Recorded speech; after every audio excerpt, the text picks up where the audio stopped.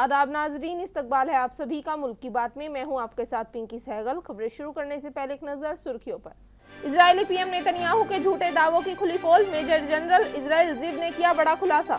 AIUDF ने की मुसलमानों के लिए 10% रिजर्वेशन की मांग। कहा सीएम ने जो डाटा दिया वो सच नहीं। जम्मू कश्मीर इलेक्शन पर फारूक अब्दुल्ला का बड़ा बयान। कहा जो मुसलमानों को खत्म करना चाहता है हम उनके खिलाफ। PDP के सीनियर नेता बिलाल शेख ने पार्टी से दिया इस्तीफा। मेयर जुनैद अजीम मट्टू ने JNK अपनी पार्टी से दिया इस्तीफा।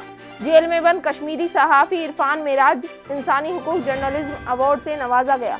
मिरान हैदर को मिली 10 दिन की उबूरी जमानत। बहन के बेटे की मौत पर दी गई जमानत। ओपोजिशन लीडरान ने फिलिस्तीनी सफीर से की मुलाकात। इजरायली हमलों की मजम्मत कर की कार्रवाई की मांग। उत्तर प्रदेश के 8 रेलवे स्टेशनों के बदले गए नाम। अखिलेश ने किया तंज। कहा नाम नहीं हालात भी बदले। बीजेपी की 12 घंटे बंगाल बंद की कॉल। एहतजाज कर रहे कारकुनान को लिया हिरासत में। गजा में हमास के आगे रोजाना शिकस्त झेल रही इजरायली फौज के दरमियान अब चिड़चिड़ाहट पैदा होना शुरू हो गई है। इस बात का खुलासा इजरायली मिलिट्री के साबिक हेड मेजर जनरल इजराइल जिव ने किया है। उनके मुताबिक इजरायली अफसरान और फौजी गजा में लड़ लड़कर थक चुके हैं और वो नेतन्याहू की जंग जारी रखने की सनक से बिल्कुल भी खुश नहीं है।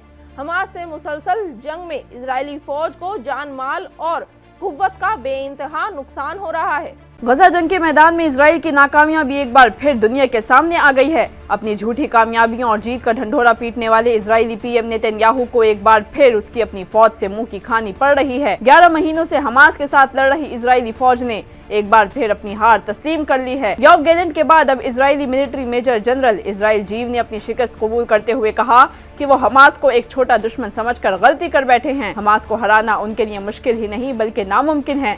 जिव जो पहले इजरायली फौज के मिलिट्री हेड थे, उन्होंने कहा कि गजा में अभी भी 20,000 हमास लड़ाके फिर से इकट्ठा हो रहे हैं। उन्होंने तस्लीम किया कि इजराइल ईरान और लेबनान के हिजबुल्लाह के साथ बड़ी जंग में शामिल नहीं हो सकेगा क्योंकि इजराइल हमास को हराने के काबिल ही नहीं है। बताते चलें कि इससे पहले योव गैलेंट ने भी नेतन्याहू के जीत के दावे को बेबुनियाद और बकवास बताया था। रियर एडमिरल डैनियल हगारी ने इजराइल के चैनल 13 से बात करते हुए कहा कि ये सोच के हमास को तबाह कर देंगे, हमास को गायब करना मुमकिन है, ये अवाम की आंखों में धूल झोंकने जैसा है। उन्होंने मजीद कहा कि हमास एक जज्बा है जो गजा के शहरियों के दिलों में गहराई से बसा हुआ है। इजरायली फौज अपनी नाकामियों से ध्यान हटाने के लिए हमास लड़ाकों को निशाना बनाने के बहाने गजा में रेजिडेंशियल बिल्डिंग्स, स्कूलों और अस्पतालों पर हमले जारी रखे हुए है और इसमें इसके जुर्म का साथी अमेरिका शहरियों की बढ़ती हलाकतों के बावजूद इजराइल की जंगी मशीन को हथियारों की मदद लगातार जारी रखे हुए है। असम में अजमल की AIUDF पार्टी ने मांग की है कि मुसलमानों को असम में सरकारी नौकरियां और सरकारी स्कीमों में 10% रिजर्वेशन दिया जाए। बताते चलें कि पार्टी का कहना है कि असम में मुसलमानों की आबादी ज्यादा है लेकिन उनकी मुआशी हालत बहुत कमजोर है। मालूमात देते हुए अमीनुल इस्लाम ने कहा कि रियासत में मुसलमान पसमानदा हैं और हमने मुसलमानों के लिए सरकारी नौकरियां और दीगर मुलाजमतें पैदा की हैं। रियासत में सरकारी स्कीम में 10% रिजर्वेशन का मुतालबा किया जा रहा है। AIUDF MLA ने कहा कि रियासत में मुसलमानों की आबादी में इजाफा हुआ है लेकिन वज़ीर आला हिमंता बसवा सरमा की तरफ से कोई इतला नहीं दी गई है। अमीनुल इस्लाम ने मजीद कहा कि आज़ादी के बाद असम के कई अजला में मुसलमानों की आबादी ज़्यादा थी लेकिन बाद में इन अजला को तकसीम करके नए अजला बनाए गए। 2011 की मरदमशुमारी के मुताबिक असम में 34% मुस्लिम आबादी है और इसमें 2 से 3% का इजाफा हो सकता है लेकिन वज़ीर आला ने जो आदाद शुमार बताए हैं वो दुरुस्त नहीं है। ढुंग में असमत दरी और गुज़िश्ता 2 माह में रियासत में 23-24 असमत दरी के वाक़यात पर AIUDF MLA ने कहा कि सूरत हाल ये है कि हाल ही में रियासत में असमत दरी के 300 वाक़यात हुए हैं लेकिन वज़ीर आला सिर्फ असमत दरी के उन वाक़यात की बात कर रही हैं जिनमें मुसलमान मुलव्विस हैं। बीजेपी हुकूमत पर हमला करते हुए उन्होंने मजीद कहा कि असमत दरी केस में एक मुलजिम की मौत हो गई है। हुकूमत इस मामले में असल मालूमात छुपाने की कोशिश कर रही है। जम्मू कश्मीर इलेक्शन को लेकर फारूक अब्दुल्ला का बड़ा बयान सामने आया है जिसमें उन्होंने कहा है कि हम उन लोगों के खिलाफ लड़ रहे हैं जो मुसलमानों को खत्म करना चाहते हैं और उन्होंने क्या कुछ कहा आइए जानते हैं। बहुत खुशी की बात है कि जो हम लोगों ने मुहिम शुरू की थी कि हम दोनों जमातें मिलके उन ताकतों के खिलाफ लड़े जो यहाँ लोगों को बांटने की कोशिश कर रहे हैं, न सिर्फ रियासत में बल्कि सारे मुल्क में।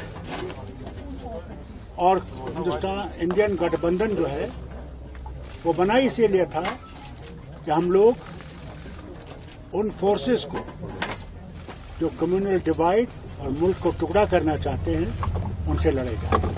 श्रीनगर के साबिक मेयर और जम्मू कश्मीर में अपनी पार्टी के लीडर जुनैद अजीम मट्टू और पीडीपी पार्टी के सीनियर लीडर बिलाल शेख ने अपनी अपनी पार्टी से इस्तीफा दे दिया है। मालूमात के मुताबिक आपको बताते चलें कि जम्मू कश्मीर के गांदरबल में पीडीपी को बड़ा झटका लगा है। सीनियर लीडर असेंबली हल्का इंचार्ज बिलाल शेख ने पार्टी छोड़ दी है। उन्होंने इल्जाम लगाया कि पार्टी के कुछ सीनियर लीडरान, खासतौर पर अब्दुल रहमान वजद और नईम अख्तर ने पार्टी को हाईजैक करके पार्टी को तबाही के दहाने पर पहुंचा दिया है।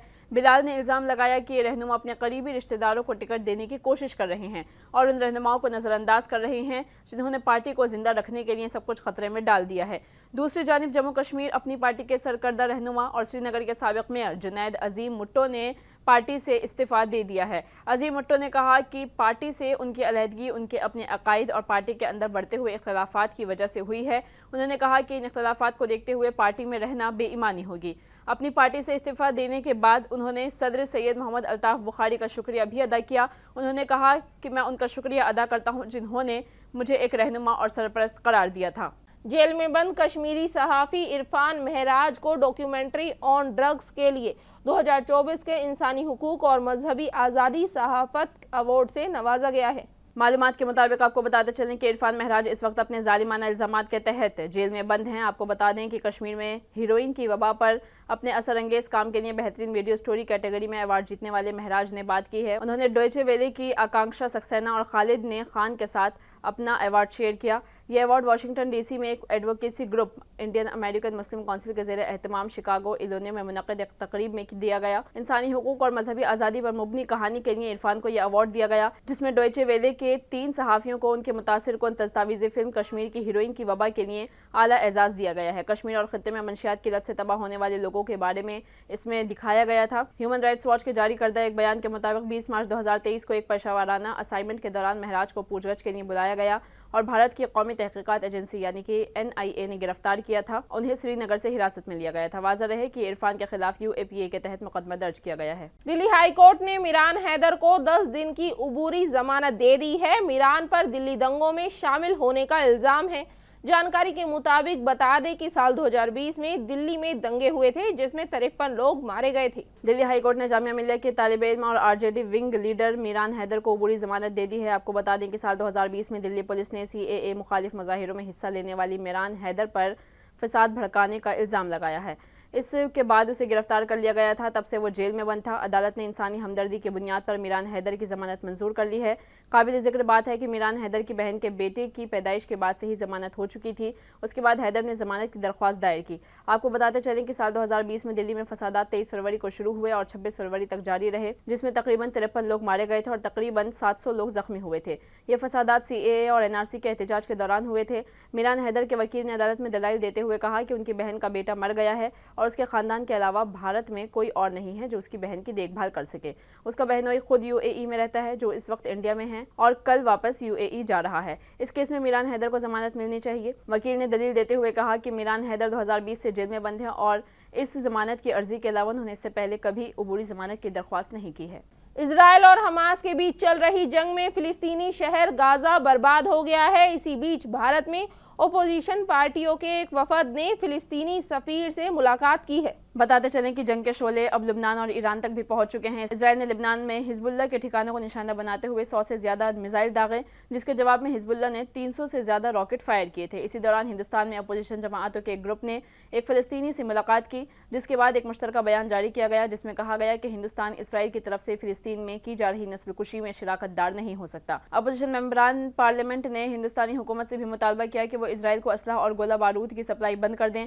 दिल्ली में फिलिस्तीनी रहनुमा मोहम्मद मुकरम बिलावी से मुलाकात करने वाले वफद में SP राज्यसभा के रुकन असेंबली जावेद अली खान, कांग्रेस के रहनुमा और साबिक रुकन पार्लियामेंट कुंवर दानिश अली, SP लोकसभा के रुकन मुहिबुल्लाह नदवी, साबिक रुकन पार्लियामेंट और नेशनलिस्ट समाजवादी पार्टी के साबिक सदर मोहम्मद अदीब शामिल थे। आम आदमी पार्टी संजय सिंह, आम आदमी पार्टी MLA पंकज पुष्कर और कांग्रेस के तर्जुमान Meem Afzal, JDU leader KC Tyagi ने मीटिंग में भी शिरकत की। सवालात उठाए गए और साथ में ये भी पूछा गया कि क्या इसराइल फिलिस्तीनी तनाज़े पर JDU का मौक़िफ़ मरकज़ी के सरकार से मुख्तलिफ है। इजलास के बाद जारी मुश्तरका बयान में इजरायली हमले की मजम्मत करते हुए इसे काबिल नफरत, नस्लकुशी और गैर इंसानी करार दिया गया। इसमें कहा गया कि हिंदुस्तान एक ऐसे मुल्क के तौर पर जिसने हमेशा इंसाफ और इंसानी हुकूक की हिमायत की है, इसमें हिस्सा नहीं ले सकता है। इसराइल की तरफ से गज़ा में नस्लकुशी की जा रही है, लिहाजा इसे इसराइल को हथियारों की फराहमी बंद करनी चाहिए। उत्तर प्रदेश में एक बार फिर रेलवे स्टेशनों के नामों में तब्दीली कर दी गई है। बता दें कि इस बार 8 रेलवे स्टेशन के नाम बदले गए हैं, जिसको लेकर सियासत भी तेज हो गई है। बता दें कि शुमाली रेलवे के लखनऊ डिवीजन के 8 रेलवे स्टेशनों के नाम तब्दील करने का बाज़ाब्ता ऐलान मंगल को किया गया है। ये स्टेशन संतों और आज़ादी पसंदों के नाम पर रखे गए हैं। अमेठी जिले में लखनऊ डिवीजन के तहत आने वाले रेलवे स्टेशनों के नाम तब्दील करने का मुतालबा अमेठी की साबिक रुकन पार्लियामेंट और बीजेपी लीडर स्मृति ईरानी ने उठाया था। उन्होंने इन मकामात की सकाफती शनाख्त और विरसे को बरकरार रखने का मुतालबा किया था, जिसके बाद इन स्टेशनों के नाम तब्दील कर दिए गए हैं। बता दें कि कासिमपुर हॉल्ट रेलवे स्टेशन का नाम बदलकर जायज सिटी रेलवे स्टेशन रख दिया गया है। इसी तरह जायज का नाम बदलकर गुरु गोरखनाथ धाम रेलवे स्टेशन, मिसरौली का मां कलिकन धाम रेलवे स्टेशन, बनी का नाम स्वामी परमहंस रेलवे स्टेशन, अकबरगंज का मां अहोरवा भवानी धाम रेलवे स्टेशन, फुर्सतगंज का नया नाम तपेश्वर धाम रेलवे स्टेशन, वारिसगंज हॉल्ट का नया नाम अमर शहीद भाले सुल्तान रेलवे स्टेशन और निहालगढ़ का नाम महाराजा बिजली पासी रेलवे स्टेशन रखा गया है। वहीं इस पर समाजवादी पार्टी के कौमी सदर अखिलेश यादव ने उत्तर प्रदेश के 8 रेलवे स्टेशनों के नाम बदलने पर तनकीद की है। उन्होंने कहा कि नाम बदलने के बाद वक्त मिले तो रिकॉर्ड बनाने के लिए कुछ वक्त निकालकर रेलवे हादसात को रोकने के लिए सोचना चाहिए। समाजवादी सरबराह ने कहा कि बीजेपी हुकूमत से दरख्वास्त है कि वो न सिर्फ रेलवे स्टेशनों के नाम बदले बल्कि उनकी हालत भी बदले। कोलकाता समेत मुल्क भर में आरजी मेडिकल कॉलेज में हुए मामले को लेकर एहतजाज जारी है। वहीं कल तलबा के एहतजाज पर पुलिस की कार्रवाई को लेकर आज बीजेपी ने बंगाल बंद का ऐलान किया है।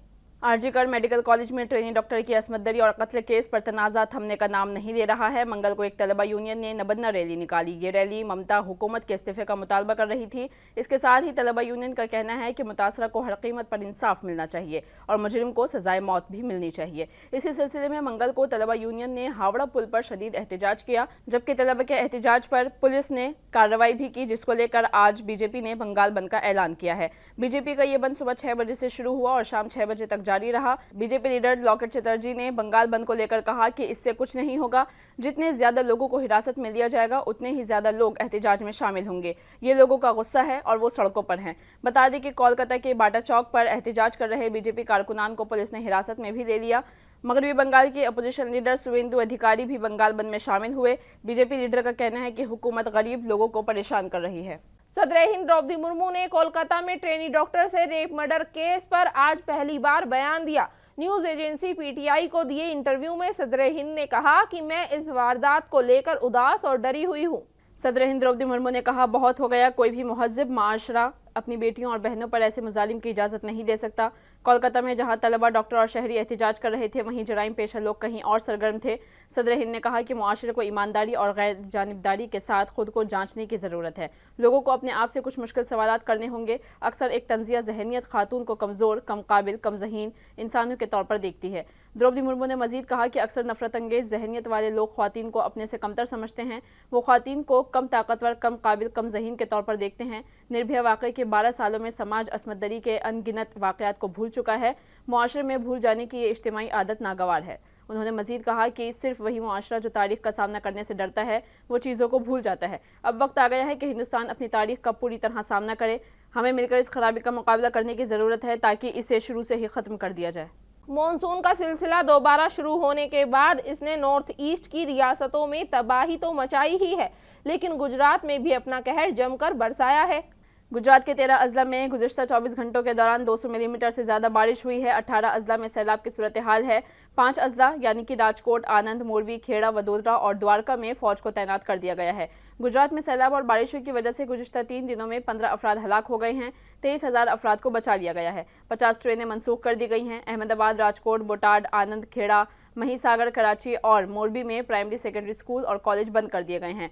सौराष्ट्र और कच्छ में बुध और जुमेरात को बहुत भारी बारिश की तवक्को है। वहीं उत्तर प्रदेश में भी लखनऊ, आगरा समेत 10 अजला में बारिश हो रही है। वाराणसी में इतनी बारिश हुई कि सड़कों पर खड़ी गाड़ियां पानी में डूब गईं। गुज़िश्ता 24 घंटों में 40 अजला में 4.7 मिलीमीटर की बारिश हुई है। बलिया में सरयू नदी खतरे के निशान से 1 मीटर ऊपर बह रही है। हुकूमती आदादो शुमार के मुताबिक गुजरात में बारिश का कोटा पूरा हो गया है। गुजरात के अलावा मुल्क के दीगर हिस्सों में भी बारिश का सिलसिला लगातार जारी है। आज 18 रियासतों में शदीद बारिश का अलर्ट जारी किया गया था। वहीं कल के लिए भी 17 रियासतों में बारिश का अलर्ट जारी किया गया है। हिमाचल प्रदेश में शदीद बारिश की वजह से 126 सड़कें बंद हो गई हैं। उधर जम्मू कश्मीर के रामबन में बादल फटने के बाद लापता होने वाले 5 अफराद की तलाश के लिए रेस्क्यू ऑपरेशन अभी भी जारी है।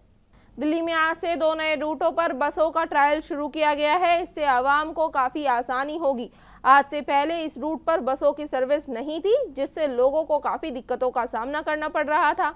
आम आदमी पार्टी के लीडर सौरभ भारद्वाज ने इसका इफ्तिताह करते हुए दिल्ली के सीएम अरविंद केजरीवाल और ट्रांसपोर्ट मिनिस्टर कैलाश गहलोत का शुक्रिया अदा किया है। इस मौके पर सौरभ भारद्वाज ने क्या कुछ कहा, आइए सुनिए। ये बहुत लंबे समय से ग्रेटर कैलाश पार्ट 1 मालवीय नगर जैसी पॉश कॉलोनियों की डिमांड थी कि हमारे लिए एक छोटी बस सर्विस शुरू करें, जैसे अब शुरू की जा रही है मोहल्ला बस सर्विस। ये bus service Kailash colony metro station से होती हुई LSR college, GK1 N block और M ब्लॉक मार्केट, फिर GK1 E ब्लॉक, फिर पंपोश से होती हुई ये GK मेट्रो स्टेशन GK2 के सामने, और वहाँ से फिर चिराग दिल्ली, वहाँ से शेख सराय वोकेशनल प्रेस एनक्लेव से होती हुई ये मालवीय नगर के गीतांजलि बस डिपो तक जाएगी। तो बहुत अच्छी बस सर्विस रहेगी। इसके अंदर कई मेट्रो स्टेशन आते हैं, साकेत का मॉल आता है, 3 बड़ी बड़ी मार्केट्स आती हैं, बड़े बड़े अस्पताल PSRI मैक्स जैसे हॉस्पिटल आते हैं। तो मुझे लगता है ये अच्छी बस सर्विस है और लोग इसका बेसब्री से इंतजार कर रहे थे। मैं इसके लिए हमारे मुख्यमंत्री अरविंद केजरीवाल जी और हमारे ट्रांसपोर्ट मिनिस्टर कैलाश गहलोत जी का बहुत बहुत धन्यवाद दूंगा। नाजरीन, मुल्क की बात में आज के लिए बस इतना ही। मुझे दीजिए इजाजत। आदाब।